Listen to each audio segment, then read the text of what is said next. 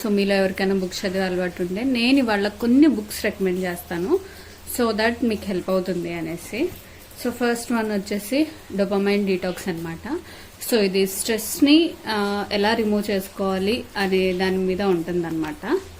And చాలా చిన్నగా ఉంటుంది, కొన్ని పేజెసే ఉంటాయి, ఈజీగా చదివేసేయచ్చు, ఒక రోజులో అయిపోతుంది అనమాట. అండ్ చాలా బాగుంటుంది. అండ్ సెకండ్ వన్ వచ్చేసి the art of being alone. So ఎలోన్గా ఉండడం కూడా ఒక వరం, అండ్ దాన్ని మనం ఎలా హ్యాపీగా లీడ్ చేయాలి, సింగిల్ లైఫ్ని అనే దాని గురించి ఉంటుంది అనమాట ఇందులో. సో చాలా బాగుంటుంది, ఇది కూడా ఆథర్ కూడా చాలా బాగా రాసింది. అండ్ ఎలోన్గా ఉండే వాళ్ళు ఎవరైనా ఎలోన్ ఉండాలి కానీ బోర్ కొడుతుంది అనేసి అనుకుంటే దీన్ని చదవండి, ఎలా మిమ్మల్ని మీరు హ్యాపీగా ఉంచుకోవచ్చు అని ఉంటుంది ఇందులో. I don't love you anymore. So ఎవరికైనా బ్రేకప్ అయ్యింది అనేసి అనుకుంటే ఖచ్చితంగా ఈ బుక్ చదవండి, చాలా హెల్ప్ అవుతుంది అనమాట మీకు బ్రేకప్ నుంచి బయటికి రావడానికి. అండ్ ఇది వచ్చేసి ఇలా ఉంటుంది, సో ఈజీగా నాకు తెలిసి కూర్చుంటే 1 డేలో అయిపోతుంది.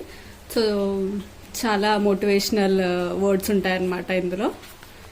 సో ట్రై చేయండి బ్రేకప్ అయిన. The power of sub conscious mind. ఈ బుక్ అయితే ఒకవేళ మీరు ఏదైనా మేనిఫెస్ట్ చేయాలి అనుకుంటున్నారు, లేదంటే మీకు నెగిటివ్ థాట్స్ వస్తున్నాయి, పాజిటివ్ ఉండాలి, మీ సబ్ కాన్షియస్ మైండ్ని మీకు నచ్చినట్టుగా దాన్ని వర్క్ అయ్యేలాగా చేయాలి అనేసి అనుకుంటే గో ఫర్ దిస్ బుక్ అనమాట. నేనైతే ఖచ్చితంగా దీన్ని రిఫర్ చేస్తాను.